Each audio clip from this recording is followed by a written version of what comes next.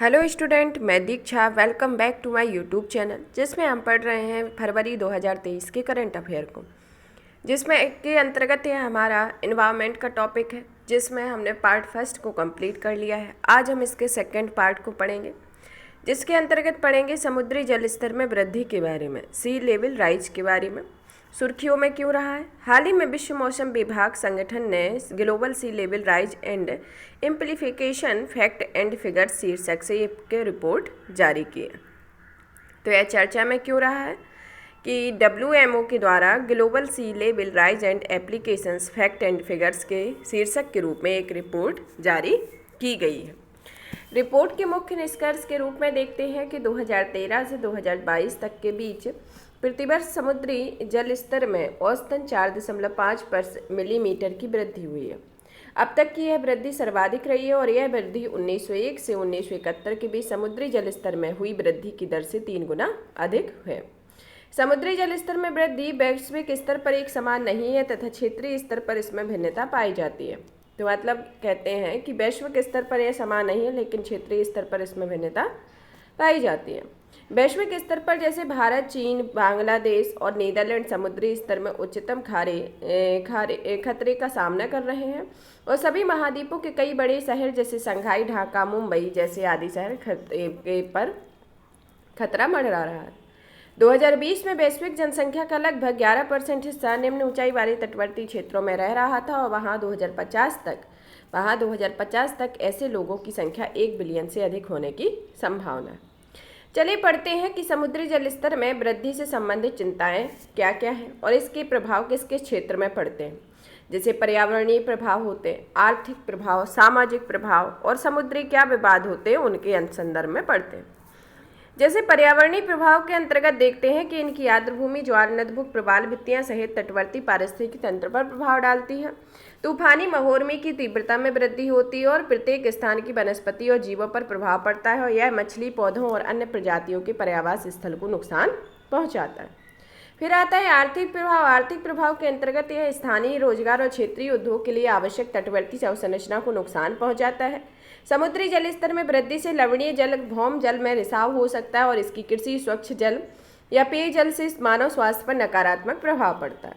फिर आता है सामाजिक प्रभाव। सामाजिक प्रभाव के अंतर्गत समुद्री जल स्तर में वृद्धि उन लोगों के विस्थापन का कारण बन सकती है जो निचले तटवर्ती क्षेत्रों में रहते हैं और विशेष रूप से उन स्थानों में होता है और जहाँ संसाधन और अवसंरचना सीमित होती है।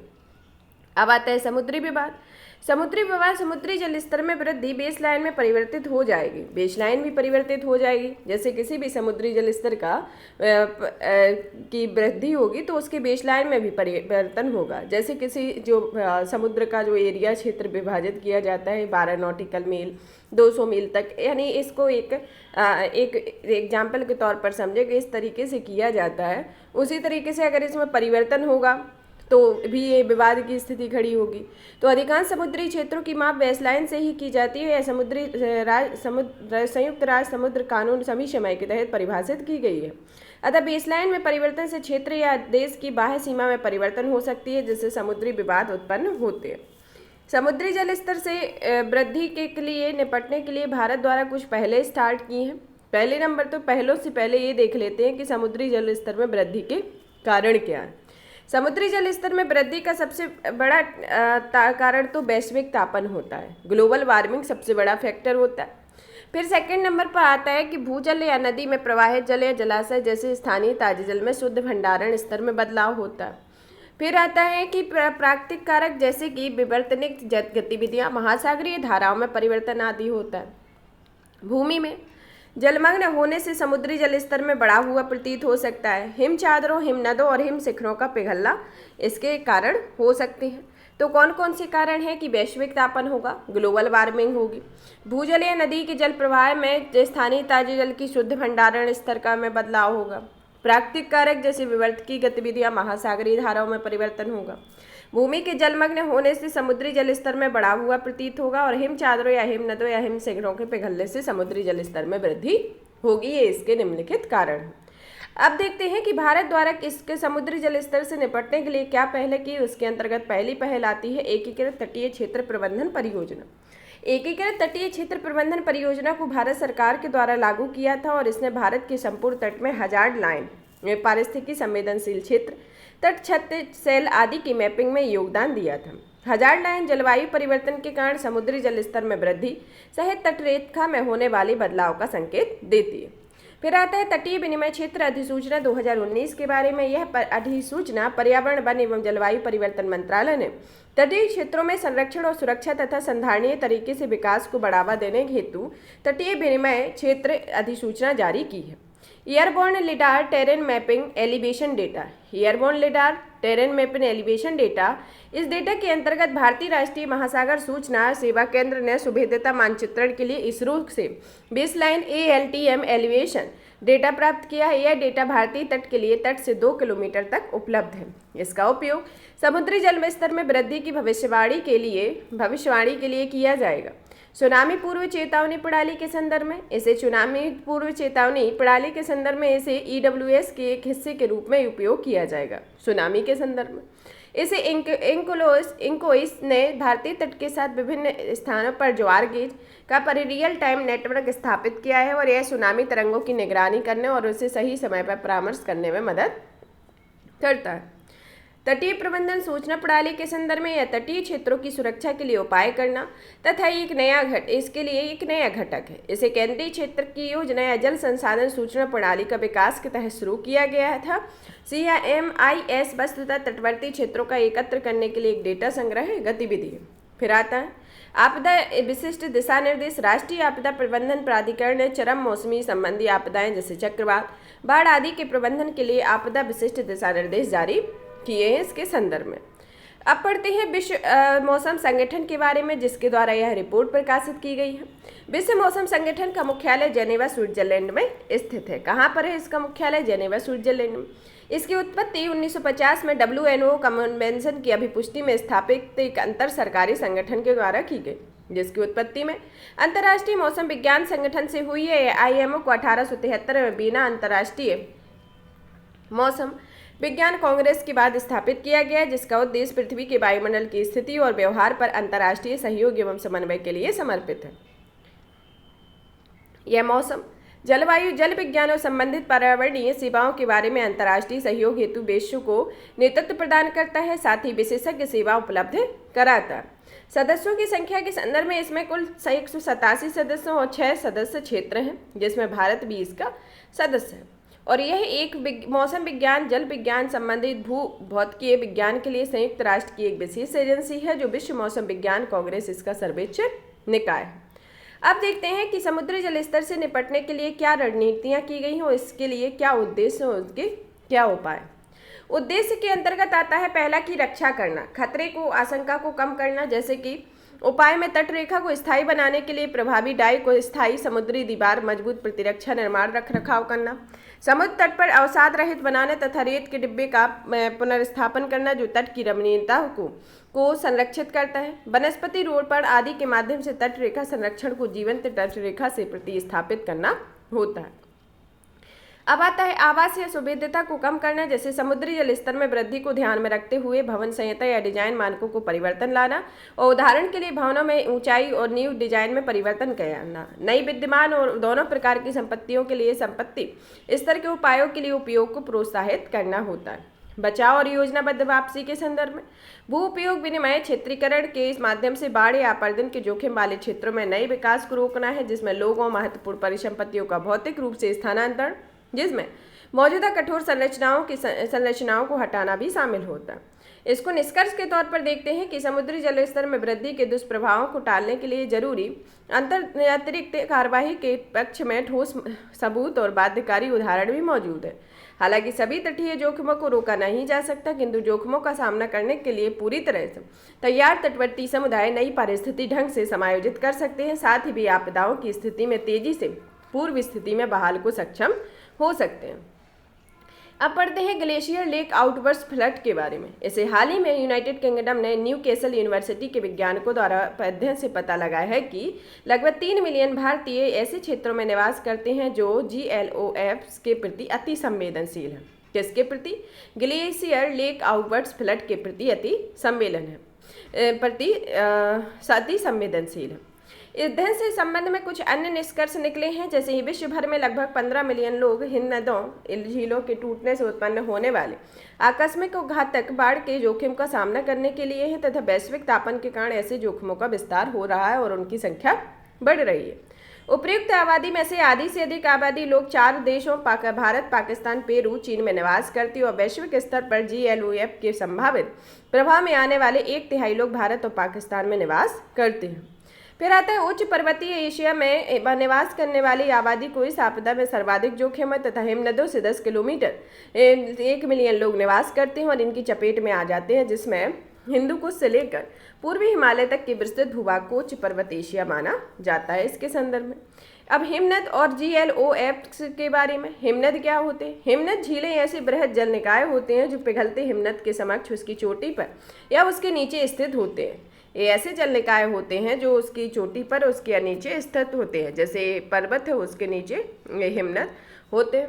फिर ये पार्श्व हिमोड़ है, यहाँ पर झील बन जाती है और टर्मिनल हिमोड़ यहाँ पर आते हैं।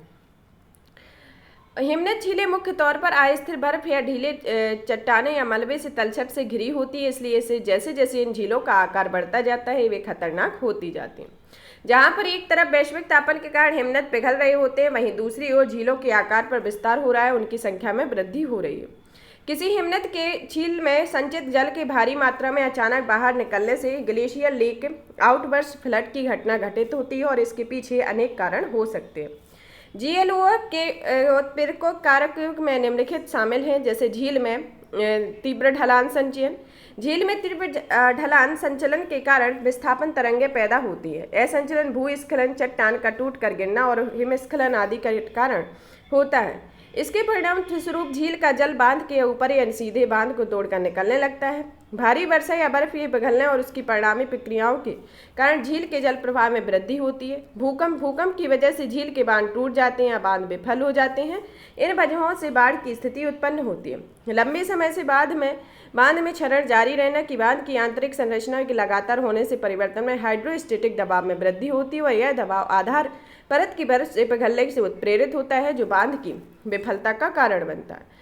फिर आता है ब्लैक कार्बन। ब्लैक कार्बन जीवाश्म ईंधन और लकड़ी और अन्य ईंधन के अपूर्ण दहन के कारण वायुमंडल में ब्लैक कार्बन की मात्रा में वृद्धि हो रही है। यह पृथ्वी के एल्बिडो को कम कर रही है और हिमनदों को पिघला रही है। मानव जनित गतिविधियां। इन क्षेत्रों में बड़े पैमाने पर पर्यटन और विकासात्मक गतिविधियां जारी हैं और सड़कें और जल विद्युत परियोजनाओं का निर्माण तथा भारतीय हिमनदों के कुछ क्षेत्रों में झूम कृषि की प्रथा जैसी गतिविधियां भी GLOF के कारण बनती हैं। अब GLOF के निपटने के लिए सरकार द्वारा कुछ कदम उठाए गए। उनके अंतर्गत आता है कि GLOF की निगरानी और भविष्यवाणी उनका अनुसंधान कार्य में कई एजेंसियां निम्नलिखित स्तरों पर संलग्न हैं, जैसे केंद्रीय जल आयोग। केंद्रीय जल आयोग में हिमालयी क्षेत्र में 46 मौसम प्रशिक्षण स्टेशन मौजूद हैं और ये जम्मू समुद्र तल से 1000 मीटर की ऊंचाई पर स्थित है। इसमें 35 टेलीमेट्री आधारित स्टेशन है। भारतीय भूवैज्ञानिक सर्वेक्षण हिमालयी क्षेत्रों में सामाजिक और संबंधित विषयों पर अध्ययन से अतिरिक्त चयनित हिमनदों के निम्नलिखित अध्ययन आयोजित करता है, जिसमें glacier mass balance studies, glacier regime studies और glacier and climate variability studies होता है।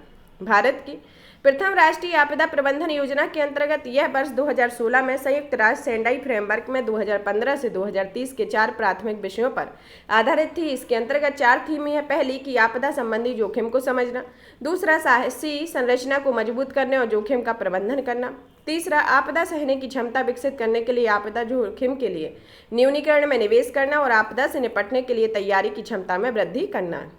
भारतीय अंतरिक्ष अनुसंधान संगठन इसरो के द्वारा यह उन कई इस अन्य संगठनों में से है जो भारतीय नदी घाटियों में हिमालयी क्षेत्र में स्थित हिमनद झीलों और जल निकायों की निगरानी करते हैं। सिक्किम में एक झील निगरानी और सूचना प्रणाली के जल स्तर को स्थापित किया जा रहा है तथा यह प्रणाली दक्षिण लहनौक झील में स्थापित की गई है। यह सेंसर झील के जल स्तर को बताती है तथा जल स्तर में अचानक उतार चढ़ाव होने से झील के जल स्तर में निगरानी भी करता है। आगे की राय में देखते हैं कि हिमनद प्रबंधन अंतर एजेंसी समन्वय स्थापित करने के लिए एक नोडल एजेंसी का गठन अत्यंत आवश्यक होता है ताकि देश में हिमनद प्रबंधन के लिए विभिन्न एजेंसियों के प्रयासों पर व्यवस्थित किया जा सके।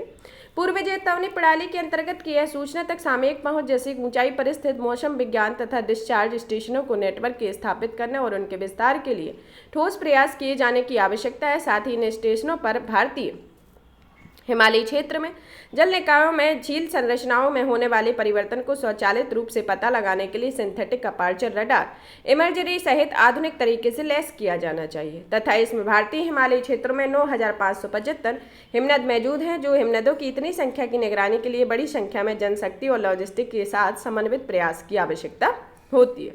अब पढ़ते हैं तीसरे ध्रुव के बारे में या थर्ड पोल के बारे में। थर्ड पोल में तिब्बत का पठार, हिमालय, हिंदू कुश, पामीर और तियानशान पर्वतमालाओं को शामिल किया गया। थर्ड पोल की हिमनदों से पिघलने वाला सिंधु, ब्रह्मपुत्र, गंगा, एलो और यांसी सहित एशिया की कई बड़ी नदियां और झीलें जल की आपूर्ति करती हैं। इसके संदर्भ में पहला सिंक्रोनाइज्ड गिद्ध सर्वेक्षण के बारे में हाल ही में केरल, तमिलनाडु, कर्नाटक में पश्चिम घाट के कुछ चयनित क्षेत्रों में पहला सिंक्रोनाइज्ड गिद्ध सर्वेक्षण आरंभ हुआ। 3 राज्यों में पहली बार एक साथ यह सर्वेक्षण किया जा रहा है तथा इस सर्वेक्षण के पीछे क्या तथ्य रही इनके बारे में देखते हैं कि इसे तमिलनाडु के मुदुमलाई टाइगर रिजर्व में उपयुक्त तीनों राज्यों की एक त्रिपक्षीय समन्वय बैठक को आयोजित की गई और इस बैठक में गिद्धों की गणना में दोहराव से बचने के लिए पश्चिमी घाट में पहला सिंक्रोनाइज्ड गिद्ध सर्वेक्षण आयोजित करने का निर्णय लिया गया। यह सर्वेक्षण वायनाड लैंडस्केप, जहां इसकी पक्षी प्रजाति को प्रायः देखा जाता है कि खंडों को 10 खंडों में विभाजित करने के बाद आयोजित किया जाएगा तथा वायनाड वन्यजीव आरक्षण कर्नाटक के नागरहोल, बांदीपुर और तमिलनाडु के मुदुमलाई टाइगर रिजर्व से सटा हुआ क्षेत्र होता है, जो केरल का एकमात्र ऐसा क्षेत्र होता है जहाँ पर गिद्ध रहते हैं। तो इससे संबंधित ये तथ्य हैं जिसमें देखते हैं कि तमिलनाडु और केरल की अवस्थिति देखते हैं। यहाँ तमिलनाडु है, ये केरल में स्थित है वायनाड वाइल्ड सेंचुरी और ये कर्नाटक है। तो यहाँ पर इन 3 राज्यों के संदर्भ में बताया गया। जैसे पारसियों ने मुर्दा भक्षी जीवों के लिए शवों को खुले में रखने का सावधान तरीका अपनाया है। इसके लिए उन्होंने टावर ऑफ साइलेंस का निर्माण किया ताकि शवों तक केवल गिद्ध जैसी हवा से उड़ने वाले मुर्दा भक्षी जीव पहुंच सके और दूसरे शब्दों में पारसी धर्म में टावर ऑफ साइलेंस के तहत अंतिम संस्कार किया जाता है। इसे दोख मेनासिनी भी कहा जाता है। इसमें जो ये शब्दावली का उपयोग किया गया है, इससे रिलेटेड क्वेश्चन आते हैं कि दोख मेनासिनी क्या होती है और टावर ऑफ साइलेंस क्या है। तो इसके संदर्भ में गिद्धों के संदर्भ में दिया गया। अब पढ़ते हैं संबंधित सुर्खियों के बारे में कि गिद्ध संरक्षण और प्रजनन केंद्र पिंजौर के बारे में। ये हाल ही में केंद्रीय पर्यावरण और जलवायु परिवर्तन मंत्री ने पंचकुला के पिंजौर में निकट वीर शिकारगाह वन्यजीव अभ्यारण्य में स्थित गिद्ध संरक्षण एवं प्रजनन केंद्र जटायु का दौरा किया। BCPV मतलब वर्ल्ड कंजर्वेशन और ब्रीडिंग के सेंटर, हरियाणा वन विभाग और बॉम्बे नेचुरल हिस्ट्री की एक संयुक्त परियोजना है। बॉम्बे नेचुरल हिस्ट्री सोसाइटी एक गैर सरकारी संगठन है जहां पर 3 प्रजातियां अर्थात व्हाइट बेड, लॉन्ग बिल्ड और स्लेडर बिल्ड विलुप्त होने की बचाने हेतु एक सहयोगात्मक पहल है। इसमें केंद्र के संचालन के लिए कुछ अंतर्राष्ट्रीय संरक्षण निकाय जैसे UK royal society for protection of birds और Darwin initiative of survival of species में फंड आते हैं। इस प्रकार की कुछ पहले जैसे महाराष्ट्र के गढ़चिरौली, नासिक और ठाणे सर्किल में शुरू की गई हैं, जहां बलचर रेस्तरा के जरिए गिद्धों के क्लोरोफोनक फ्री आहार प्रदान किए जाते हैं। डाइक्लोरोफेनाक क्या है? यह गिद्धों के लिए घातक होता है क्योंकि इसकी अल्प मात्रा से गिद्धों की किडनी का काम करना बंद हो जाती है। इसके परिणाम गिद्धों के रक्त में यूरिक एसिड जमा हो जाता है और उनकी आंतरिक अंगों में चारों ओर से क्रिस्टलीकरण हो जाता है। इससे गिद्धों के आंतों का गठिया कहा जाता है।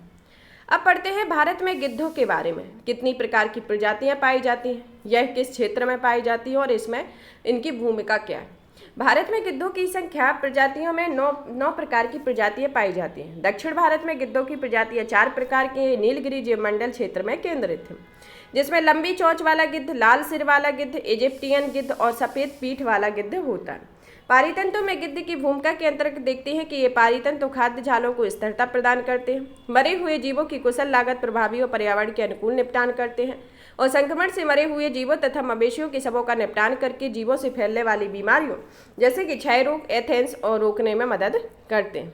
फिर आता है भारत में गिद्धों की प्रजातियों जैसे प्रजातियां ओरिएंटल व्हाइट बेल्ड बिल्जर, सफ़ेद पीठ वाला गिद्ध वंश है जिसे जिप्स कहते हैं, लंबी चोंच वाला वंश जिप्स, पतली चोंच वाला गिद्ध जिप्स है, लाल सिर वाला वंश जैसे मोनोटाइपिस, दाढ़ी वाले गिद्ध मोनोटाइपिस, सेनेरियल गिद्ध मोनोटाइपिस, हिमालयी गिद्ध जैसे जिप्स, यूरेशियन ग्रीफोन वंश जिप्स से आते हैं।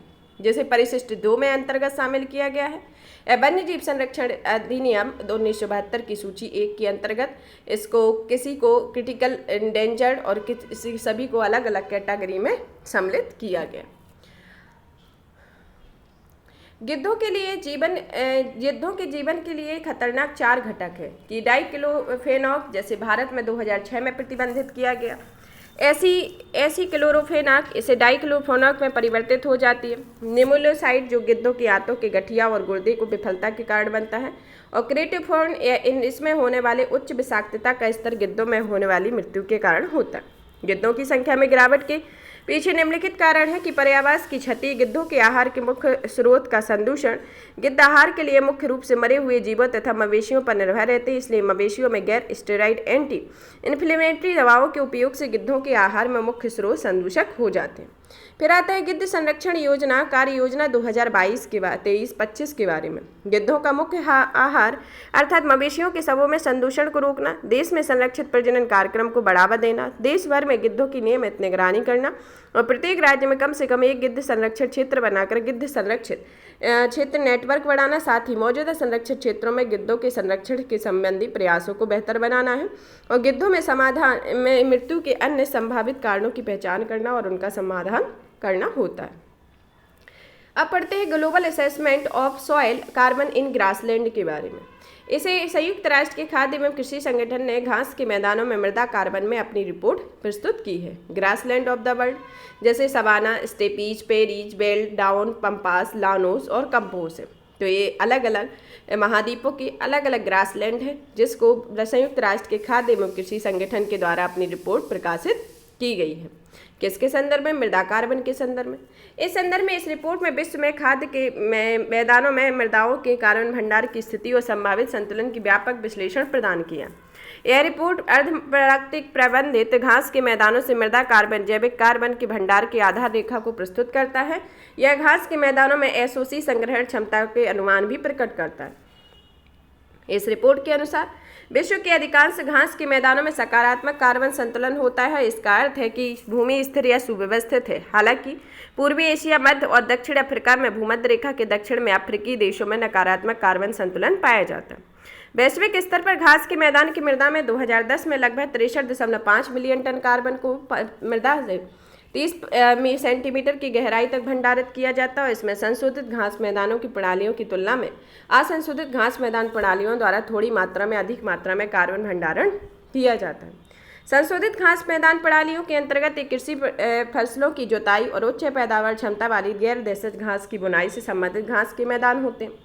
असंशोधित घास मैदान प्रणालियों में इसमें कई प्रकार के वर्षों तथा लगभग सदियों से हमारे पूर्वजों द्वारा किए गए पारंपरिक भूमि प्रबंधन से संबंधित घास के मैदान होते हैं और जो प्रजाति संबंधी तथा कृत्रिम उर्वरकों और जुताई के कृत्रिम रूप में बीजों की बुवाई के लिए नहीं की गई है। और रूस में वैश्विक एसओसी भंडार में 50% से अधिक हिस्सा भंडारित है। अब पढ़ते हैं खाद्य एवं कृषि संगठन के बारे में। इसका मुख्यालय रोम, इटली में है। यह कनाडा की क्यूबेक सिटी में नवगठित संयुक्त राष्ट्र के पहले सत्र में संयुक्त राष्ट्र की एक एजेंसी है जिसकी एफएओ द्वारा स्थापना की गई थी। इसके अंतर्गत 195 सदस्य देश है जिसमें 194 देश और यूरोपीय संघ शामिल है तथा एफएओ दुनिया भर में 130 से अधिक देशों में काम करता है। इसका उद्देश्य सभी के लिए खाद्य सुरक्षा प्राप्त करना और यह सुनिश्चित करना कि सक्रिय और स्वस्थ जीवन जीने के लिए लोगों के पास पर्याप्त उच्च गुणवत्ता वाले भोजन तक निश्चित या नियमित पहुँच हो। अब आता है कि इसके मृदा जैविक कार्बन के संदर्भ में, मृदा जैविक कार्बन के संदर्भ में कैसे क्या क्या लाभ है।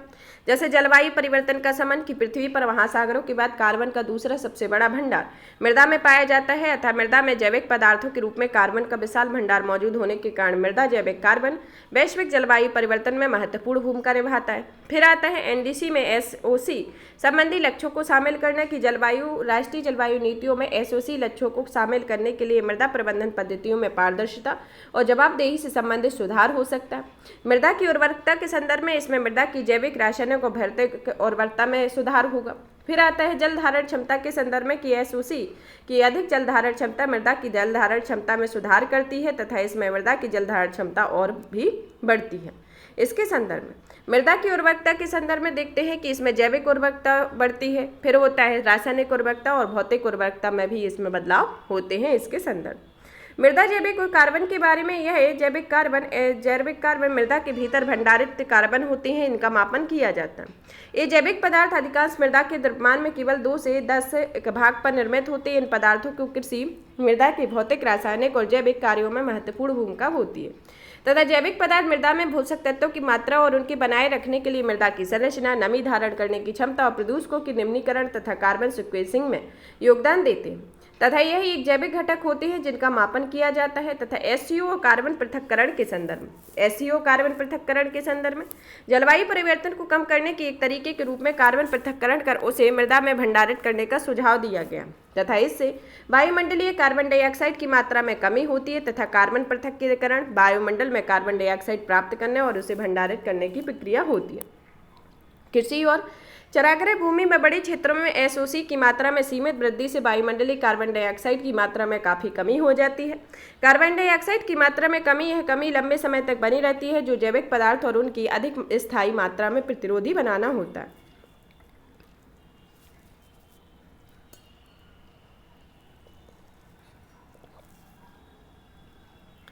एफओ के अनुमान के अनुसार यदि प्रबंधन प्रणालियों में 20 वर्षों तक लागू किया जाए तो इसके परिणामस्वरूप मौजूदा घास के मैदानों में 0.30 से 30 सेंटीमीटर गहराई वाली परत में एसओसी की मात्रा 0.3% की मात्रा से बढ़ोतरी हो सकती है।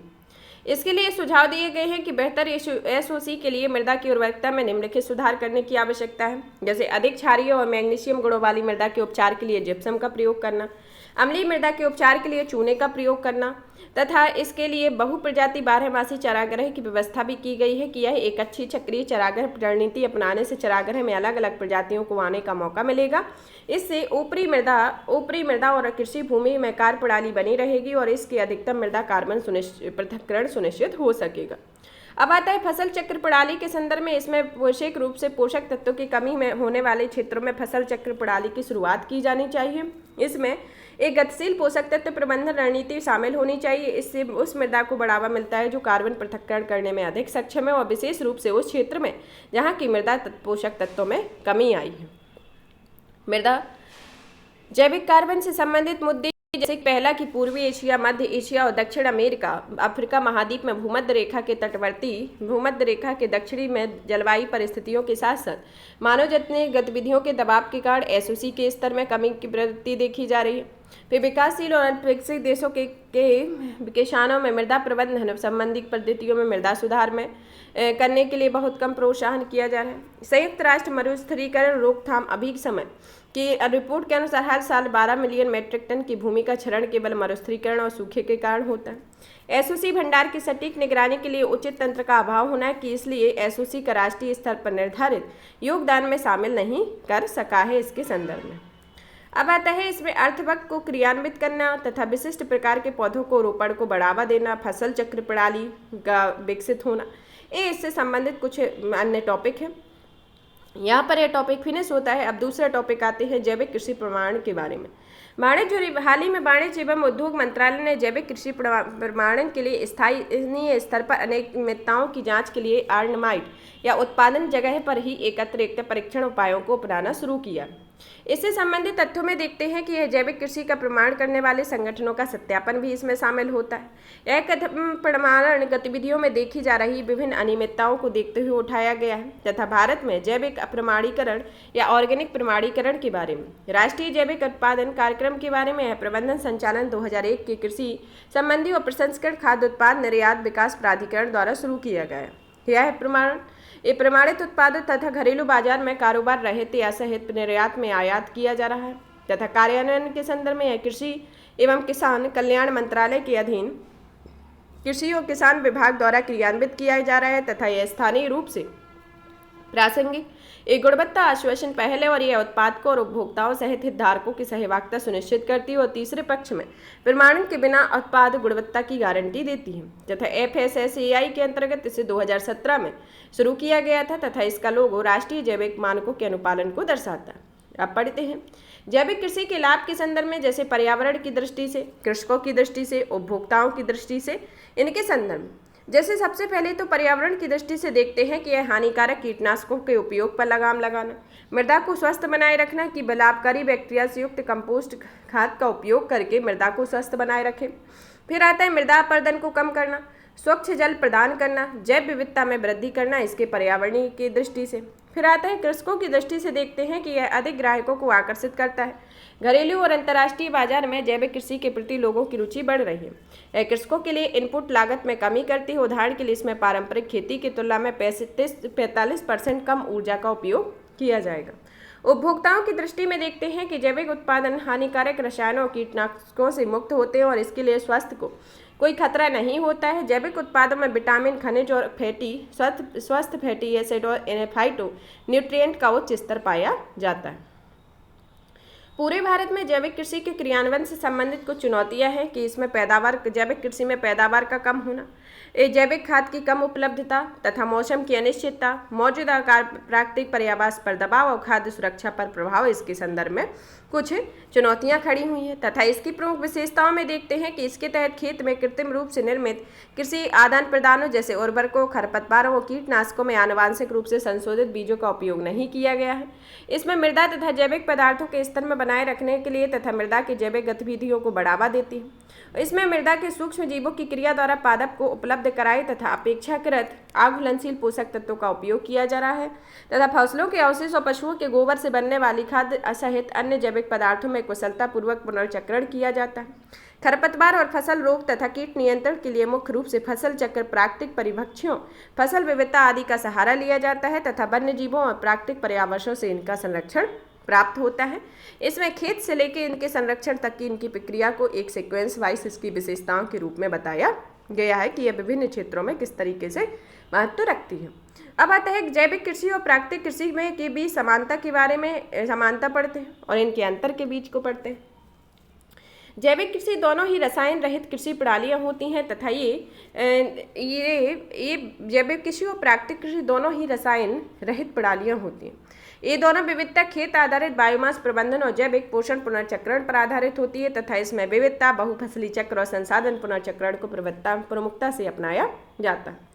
जैविक कृषि और प्राकृतिक कृषि में अंतर देखते हैं तो जैविक कृषि में इसमें कृषि के इतर जैविक और बायोलॉजिकल इनपुट्स के उपयोग का अनुमति होती है और प्राकृतिक कृषि में इसमें बायो इनपुट्स का उपयोग नहीं किया जाता। जैविक कृषि में आनुवांशिक रूप से संशोधित बीजों या उत्पादों की अनुमति नहीं होती है तथा प्राकृतिक कृषि में देसी गाय से प्राप्त कृषि आधारित इनपुट्स का उपयोग किया जाता है, जैसे जीवामृत, बीजामृत और घन जीवामृत का उपयोग किया जाता है। जैविक कृषि में खनिजों का उपयोग कर सूक्ष्म पोषक तत्वों में सुधार किया जाता है और प्राकृतिक कृषि में मल्चिंग के लिए बायोमास का पुनर्चक्रण किया जाता है। कंपोस्ट, बर्मी तथा बर्मी कंपोस्ट और खनिजों के उपयोग के लिए अनुमति नहीं होती है। जैविक कृषि एक व्यापक रूप से लोकप्रिय है। इसका वैश्विक स्तर पर 132 मिलियन अमेरिकी डॉलर होता है तथा इसमें प्राकृतिक कृषि इसमें बाजार अभी विकासशील अवस्था में और इसमें पूर्ण रूप से विकसित नहीं हुए हैं। अब जैविक कृषि के सुधार के लिए कुछ सरकार द्वारा कदम उठाए गए उनके बारे में देखते हैं। इसके अंतर्गत आता है कि परंपरागत कृषि विकास योजना। यह कृषि विकास योजना राष्ट्रीय सतत विकास कृषि के तहत मृदा स्वास्थ्य प्रबंधन योजना के लिए उप घटक के रूप में है। यह योजना PGS सर्टिफिकेशन के साथ क्लस्टर आधारित जैव कृषि को बढ़ावा देती है। फिर आता है पूर्वोत्तर क्षेत्र के लिए जैविक मूल्य श्रृंखला विकास मिशन के बारे में। इसकी योजना निर्यात पर बहुत अधिक ध्यान दिया जाता है। इसमें पूर्वोत्तर क्षेत्रों के विशिष्ट फसलों को निर्यात को बढ़ावा देने तथा विश्वसनीयता बढ़ाए रखने के लिए तृतीय पक्ष पर प्रमाणीकरण पर जोर देता है। राष्ट्रीय खाद्य तेल और तेल मिशन आयाम के बारे में यह जैव रसायन, राइजोबियम क्लस्टर, फास्फोड बिलियन बैक्टीरिया, जिंक विलयकारी बैक्टीरिया, एजिटोबैक्टर माइकोराइजा तथा वर्मी कंपोस्ट सहित विभिन्न घटकों के लिए 300 रुपये प्रति हेक्टेयर के अनुसार 50% सब्सिडी की दर से वित्तीय सहायता प्रदान की जा रही है। राष्ट्रीय खाद्य सुरक्षा मिशन के संदर्भ में वित्तीय सहायता प्रदान करना, क्षेत्रीय परिषद तथा राष्ट्रीय जैव उत्पादन कार्यक्रम के प्रमाणीकरण के जरिए PGS सर्टिफिकेशन के लिए 3 वर्ष के लिए वित्तीय सहायता प्रदान करना और सिक्किम में आधुनिक जैविक परीक्षण प्रयोगशाला स्थापित करना इसके संदर्भ में। श्रीलंका के जैविक कृषि मॉडल और सिक्किम जैविक कृषि मॉडल के बीच में तुलना को देखते हैं तो इसमें श्रीलंका का जो मॉडल है उसकी प्रक्रिया यह क्रमिक प्रक्रिया होती है और इसमें जैविक राज्य घोषित होने के 8 साल समय लगा है तथा श्रीलंका में व्यापक स्तर पर जैविक कृषि के उत्पादन को बढ़ावा देने के लक्ष्य के आधारित दृष्टिकोण को अपनाया गया है तथा योजना जो है इसमें सिक्किम में यह समुचित योजना बनाई गई थी जिससे बड़ी संख्या में कीटनाशकों की आपूर्ति की गई ताकि कीट आक्रमण से होने वाली क्षति को बचाया जा सके। और ऐसी इसमें श्रीलंका में ऐसी कोई दीर्घकालिक योजना नहीं है। इसी तरीके से दोनों की कृषि प्रणालियाँ, सरकार से समर्थन और प्रशिक्षण के बारे में बताया गया है। अब पढ़ते हैं नेक्स्ट टॉपिक के बारे में, नैनो यूरिया के बारे में। नैनो यूरिया सुर्खियों में क्यों रहा? केंद्रीय रसायन और उर्वरक मंत्री ने उर्वरक में आंवला के उत्तर प्रदेश के आंवला और फूलपुर में इफको के नैनो यूरिया तैरल संयंत्र का उद्घाटन किया। इसके संयंत्रों के अंतर्गत इसमें दोनों संयंत्र नैनो यूरिया की मौजूदा उत्पादन क्षमता में विस्तार करेंगे तथा वर्तमान में नैनो यूरिया की उत्पादन क्षमता में प्रति वर्ष 50 मिलियन बोतल से अधिक है। और यह रसायन उर्वरक संबंधी संसदीय स्थायी समिति में सतत फसल उत्पादन और मृदा स्वास्थ्य को बनाए रखने के लिए नैनो उर्वरक में इस्तेमाल की जा रही है। अब पढ़ते हैं नैनो उर्वरक के बारे में। नैनो उर्वरक एक नैनो मीटर स्केल वाला उर्वरक होता है जो आमतौर पर नैनो कण के रूप में उपयोग किए जाते हैं। इन कणों में सूक्ष्म कण और अति सूक्ष्म पोषक तत्व होते हैं जो नियंत्रित मोड में फसलों तक पहुंचाए जाते हैं, जिसमें निर्माण की विविध प्रकार के आधार पर नैनो उर्वरकों की कुछ श्रेणियां हैं, जैसे नैनो स्केल उर्वरक। नैनो स्केल उर्वरक पारंपरिक उर्वरकों के समान होते हैं। इनका आकार आमतौर पर नैनो कण की तरह होता है। नैनो स्केल एडिबेटिक उर्वरक यह पारंपरिक उर्वरक होते हैं जिनमें पूरक नैनो सामग्री होती है। नैनो स्केल कोटिंग उर्वरक इसमें पोषक तत्वों को नैनो फिल्म्स के खोल में या नैनो स्केल के पारगम छिद्रों वाले आवरण में रखा जाता है। नैनो विभाग को नैनो तकनीक के लिए अलग से कोई धन आवंटित नहीं किया गया है। अब आता है नैनो यूरिया के बारे में। नैनो यूरिया एक प्रकार का नैनो उर्वरक होता है। इसमें 20 से 50 नैनोमीटर के आकार के नैनो नाइट्रोजन कण होते हैं जो जल में घुल जाते हैं। कृषि और किसान कल्याण मंत्रालय ने उर्वरक नियंत्रण आदेश 1985 के तहत 2021 में नैनो यूरिया को नैनो उर्वरक के रूप में अधिसूचित किया है। आवश्यक वस्तु अधिनियम 1955 के तहत एफसीओ के 1985 में निर्धारित किया गया था कि किन पदार्थों को मृदा में उर्वरक के रूप में उपयोग किया जाना चाहिए। इसे किसके द्वारा विकसित किया गया? इसे नैनो उर्वरक को दुनिया में पहली बार गुजरात के कलोल क्षेत्र में स्थित IFFCO nano biotechnology research centre में की पेटेंट की गई तकनीक के मालिकाना हक के तहत स्वदेशी रूप से विकसित किया गया। नाइट्रोजन सांद्रता के संदर्भ में नैनो यूरिया की एक बोतल में कुल नाइट्रोजन सांद्रता 4% रखी गई है तथा इसका निर्माण नैनो यूरिया के निर्माण की प्रक्रिया में ऑर्गेनिक पॉलीमर का उपयोग किया जाता है।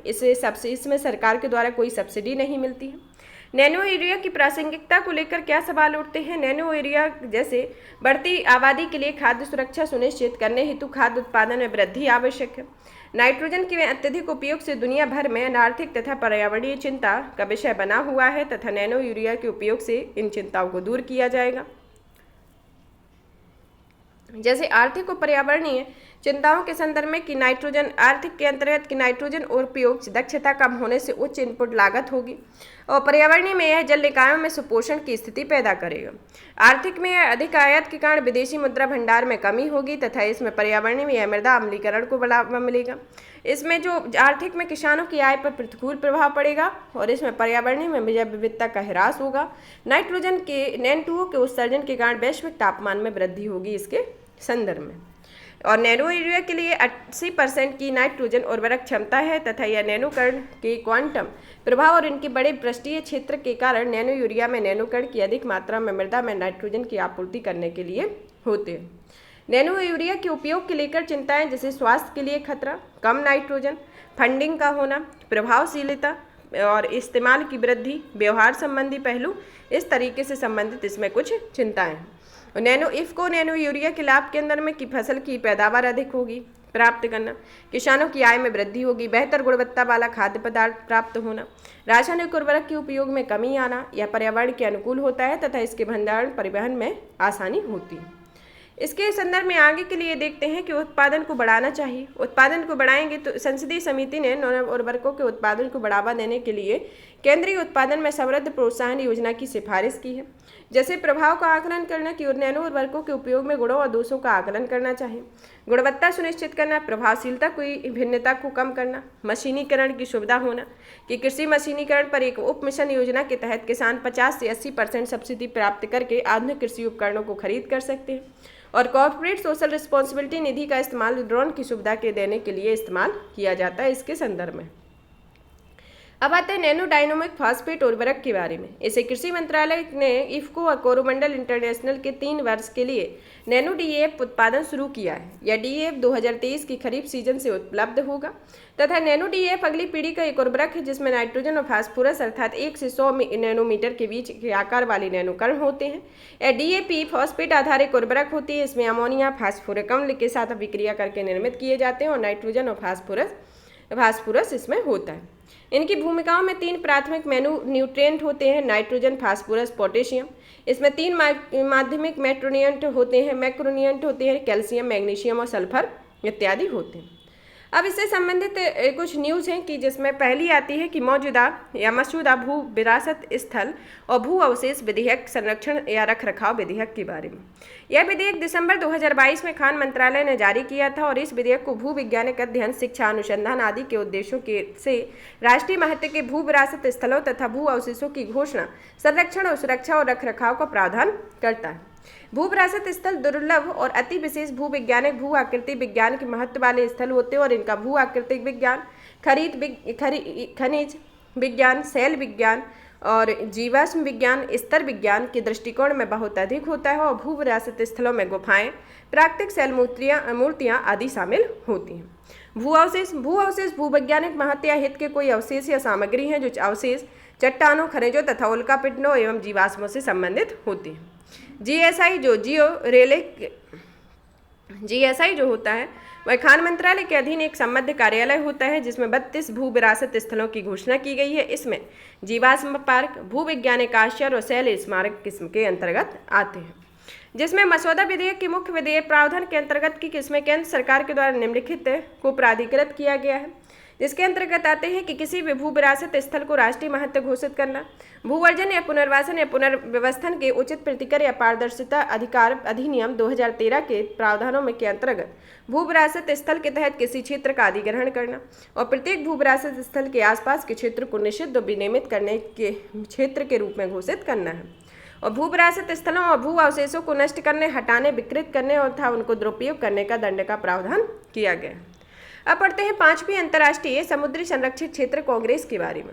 यह कांग्रेस को कनाडा के वैंकूवर में संपन्न हुई है तथा यह एक वैश्विक मंच है जो समुद्री संरक्षित क्षेत्रों से संबंधित सूचना साझा करने, संरक्षण के लिए प्रेरित करने और आवश्यक कदम उठाने के लिए पेशेवर महासागर संरक्षकों और उच्च स्तरीय पदाधिकारियों के साथ लाता है।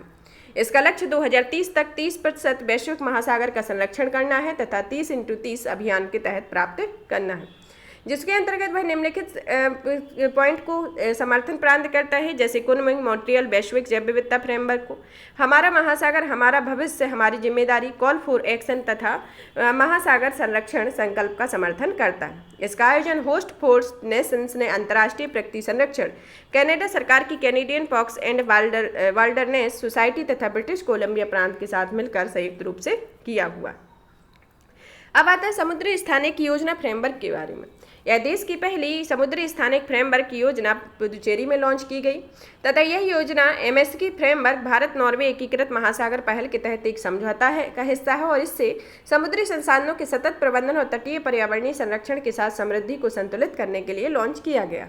यह एक ऐसा फ्रेमवर्क है जो एक पर्यावरण एजेंसी के रूप में भारत के पृथ्वी विज्ञान मंत्रालय, राष्ट्रीय तटीय अनुसंधान और केंद्र शासित प्रदेशों पुदुचेरी के बीच एक सहयोग है तथा इसे एमएसपी पारिस्थितिक, आर्थिक तथा सामाजिक उद्देश्यों को प्राप्त करने के लिए समुद्री क्षेत्रों में मानवीय गतिविधियों के लिए स्थानिक और अस्थायी वितरण का विश्लेषण तथा आवंटन करने की एक प्रक्रिया है।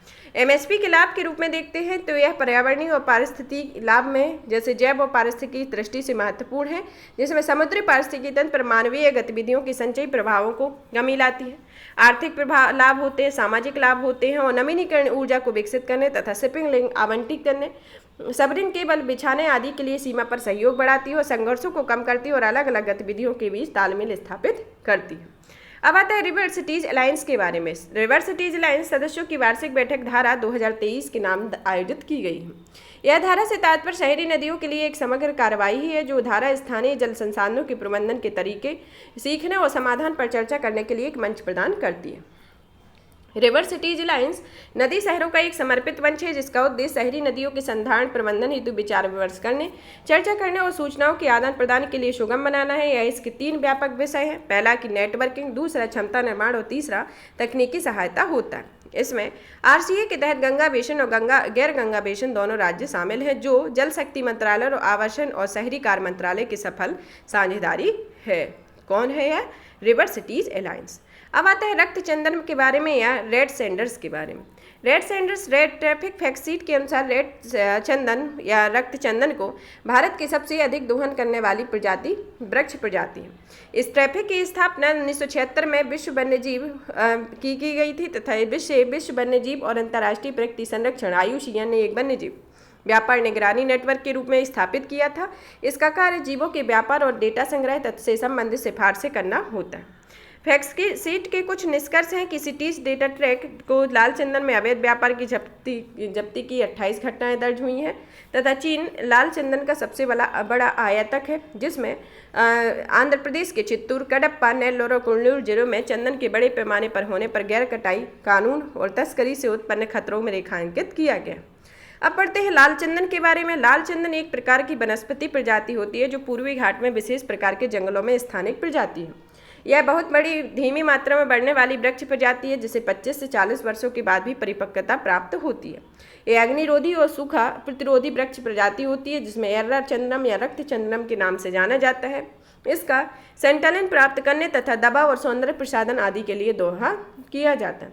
सेंटलिन एक लाल वर्णक होता है जिसका उपयोग डाई करने में भोजन को रंग प्रदान करने के लिए किया जाता है।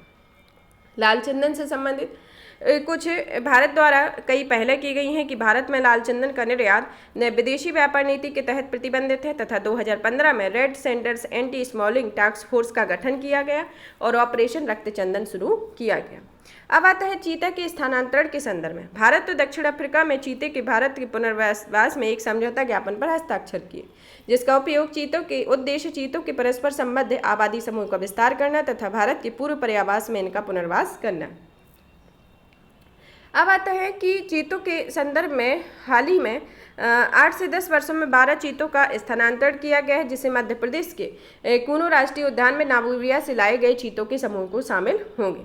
इसके अंतर्गत इसमें प्रतिष्ठित प्रजातियों की संस्थापक आबादी और इसकी रेंज विस्तार में सक्रिय भूमिका होगी और भारत में चीतों के पुनर्वास के लिए प्रोजेक्ट चीता चलाया जा रहा है। यह बड़े मांसाहारी जीव की विश्व की पहली अंतर महाद्वीपीय स्थानांतरण परियोजना है और यह राष्ट्रीय बाघ प्राधिकरण इस परियोजना के तहत एक नोडल एजेंसी है तथा चीता को दुनिया का सबसे तेज स्तनपायी जानवर माना जाता है तथा यह सूक्ष्म वन, झाड़ीदार वन तथा घास सवाना घास के मैदान की एक कीस्टोन प्रजाति है तथा इसे साइट्स की परिशिष्ट सूची 1 में रखा गया और इसे IUCN की लाल सूची में, अफ्रीका चीता वल्नरेबल और एशियाई चीता क्रिटिकल एंडेंजर्ड सूची में शामिल किया गया।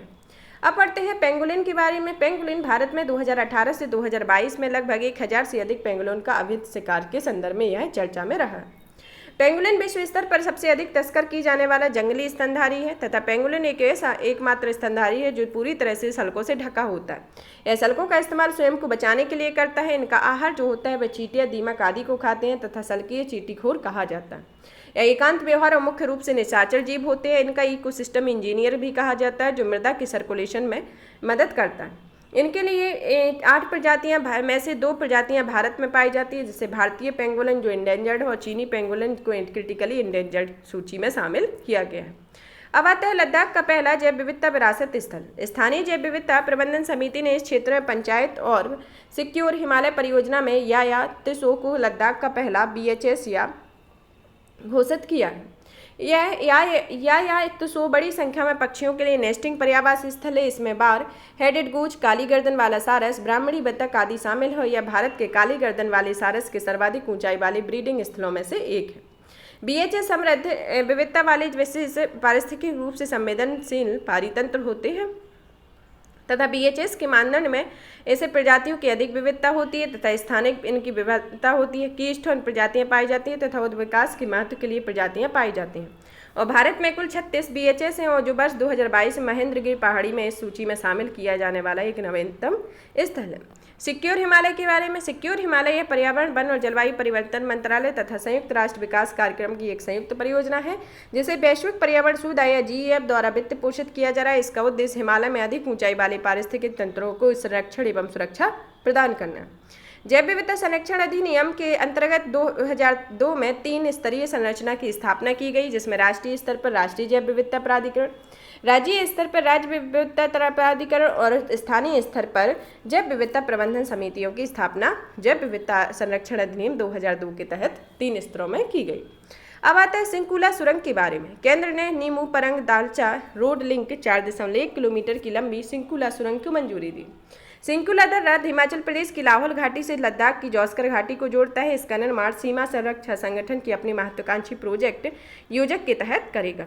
सिंकुला सुरंग के बारे में देखते हैं कि इसकी अवस्थिति को यह लेख में यहाँ पर है। सुरंग के ये यहाँ से जा रही है सुरंग जो मनाली दालचा पीमूस जोड़ने वाली सड़क मार्ग जो 12 सिंकुला सुरंग है जो लेह से सिंकुला सुरंग की ओर यहाँ तक जा रही है, जिसकी लंबाई 4.1 किलोमीटर है और इसको बनाने में 1681.5 करोड़ रुपए लागत से यह दिसंबर 2025 में तैयार होने का अनुमान है।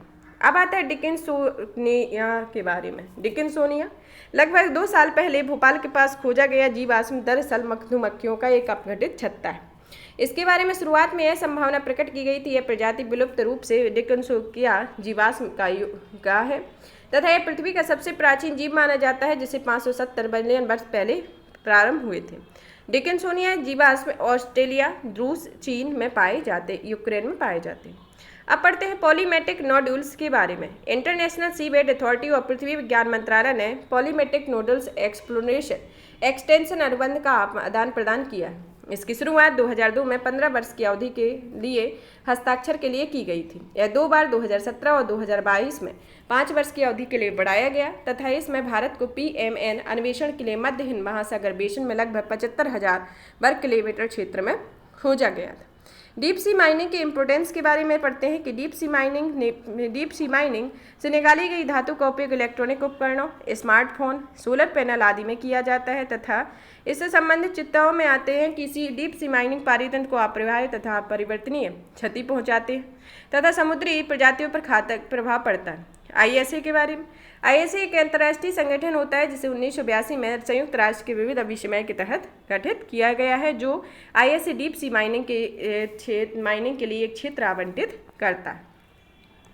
अब आता है फॉरेवर केमिकल्स या पास के बारे में। फॉरेवर केमिकल्स यह नॉर्वेजियन आर्कटिक हिम में विषाक्त फॉरेबल केमिकल्स खतरनाक स्तर पर पाया गया।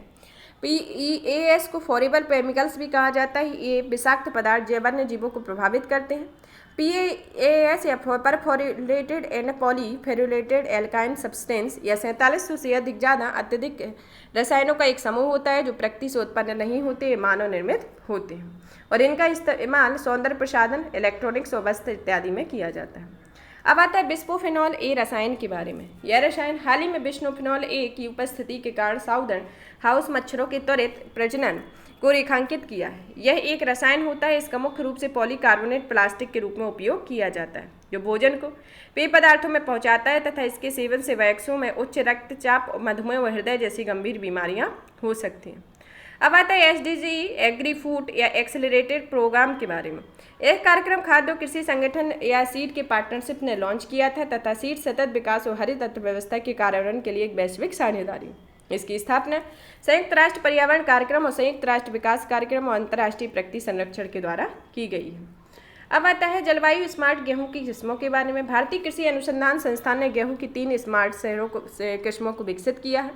माइल्ड कैवर्नाइजेशन रिक्वायरमेंट इन किस्मों की विशेषता है तथा इनका अर्थ है कि इस किस्मों में फूल खिलने से पहले एक निश्चित न्यूनतम अवधि के लिए कम तापमान की आवश्यकता होती है। इसके अंतर्गत 3 किस्में आती हैं जिसमें HDC SW18 जिसे आधिकारिक तौर पर 2016 में अधिसूचित किया गया था। फिर दूसरी आती है HD34110 और तीसरी आती है HD3385। यह गेहूं की 3 किस्में। अब आता है विश्व सतत विकास शिखर सम्मेलन 2023। यह शिखर सम्मेलन एनर्जी एंड रिसोर्सेज इंस्टीट्यूट या टेरी के द्वारा एक वार्षिक बहुप्रथित धारक आयोजन है और इसे टेरी अनुसंधान नीति परामर्श और कार्यान्वयन में विशेषज्ञता वाला एक स्वतंत्र बहुआयामी संगठन है और इस सम्मेलन इसको किया गया। अब आता है पृथ्वी के आंतरिक भाग के बारे में। भी पृथ्वी के आंतरिक भाग के बारे में एक नई परत खोज की गई है। इस नवीन परत की खोज ऑस्ट्रेलियन नेशनल यूनिवर्सिटी के भूकंप वैज्ञानिकों ने की। यह परत पृथ्वी के आंतरिक कोर के भीतर एक ठोस धात्विक वॉल है। इसे अंतरिम आंतरिक कोर भी कहा जाता है। यह पृथ्वी के भीतर गहराई में उच्च दाब होने के कारण ठोस अवस्था में है तथा इसे उच्च लोहे धातु पिघलने से होता है।